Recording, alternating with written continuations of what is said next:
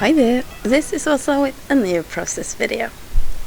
Today I wanted to make something out of this lovely camera paper that I've been hoarding for a while. I think that at one point I wanted to just cut out the different cameras and use them as embellishments.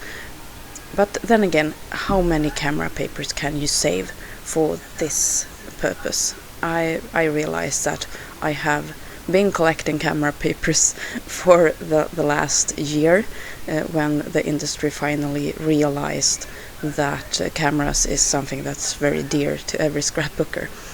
And almost every line now comes with camera paper, and I wanted to use this before it became too old. It is a bit busy, so I covered the mid part of the paper with some gesso, and then I wanted to use some modeling paste. I have this camera stencil from Prima Marketing in my stash, and it's one of those stencils that I really regret buying, because how often do you use that? Not that often. But on this camera piece it was pretty okay, so I just made some modeling paste with a bit of mango from the gelato, and made a really nice camera there. I'm using one of my bubble stencils that I've made myself to make some just circles at the corners there as well. The photo that I will be using with this page is one of me, and I'm sitting on the bed in our hotel room in Stockholm. It is one of my favorite photos of myself, recent taken, and I thought it would be fun to just focus on the camera theme here and the photo. I'm cutting off the branding strip, and there you can see it's from the Meology collection by Fancy Pants. And it's just one random paper that I have from that collection, and I wanted to use some more paper on this page. So I went to my folder with orange and yellow paper and tried to find some scraps. This print shop paper from Studio Calico is one of my favorites. I have been using bits and pieces of that 12 by 12 for a long time, and that the one with the plus signs. Those circles I think are from Basic Grey, and the Carta Bella paper there from the Oh Boy collection with polka dots. It's also one of those papers that I try to get as much as possibly out of. Those are really, really nice colors in my book. I must say that yellow is my favorite color to scrapbook with, and I can't say it's my favorite color because I pretty much love all colors, but to scrapbook with them I think I prefer yellow. I always look for yellow in collections, and if a collection has a lot of yellow, I am pretty much sure that that's a collection that I will like. I also found some orange or dark yellow cardstock that I had scraps of, and I will be using it as embellishment on this page.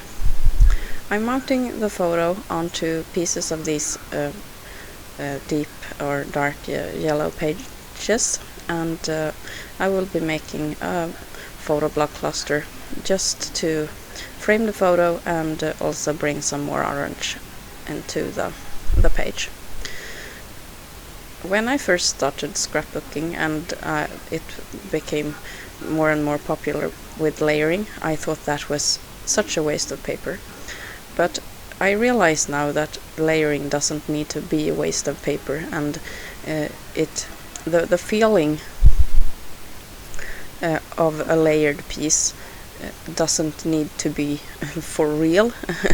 The feeling is there, but when using small bits and just placing them so that it looks like they are whole, it gives the impression and not the bulk. with some clever lining up and some inventive ideas, you can make very small pieces go a long way. So layering is something that I do a lot these days, and something also that I couldn't bear myself to do a couple of years back.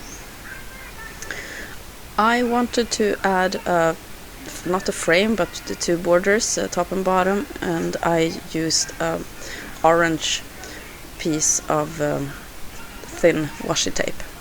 And I've said it before and I can say it again, those thin washes are perfect for scrapbookers. I really recommend you to try to get hold of one of those sets. I bought mine from AliExpress, the Chinese version of kind of Amazon, and I think I paid $1 for perhaps 12. so it's not a cost issue. You might have to wait for half an eternity to get it delivered, but I think it's totally worth it. The title for the page will be Details, and it's spelled with thicker. One of those that I bought when we were in Stockholm. I treated myself to a package of those really chunky glitter thickers, and it works really fine here, especially since the yellow and the sequins pretty much put this glitter piece in the middle, color-wise. And I also go crazy with some of the word and sentiment stickers from an old package from Simple Stories. So I just put random words and phrases on the photo, and I choose to incorporate red as well, because I thought that another color would be perfect to finish off this page. And the last thing I'll be doing is that I'll spell the abbreviation of Stockholm and the year at the lower left corner, right corner. And here's the finished page. Thank you so much for watching. I really appreciate all the sweet comments that you leave here in the box below, and I hope that you'll have a really nice day. Take care. This is Åsa. Bye.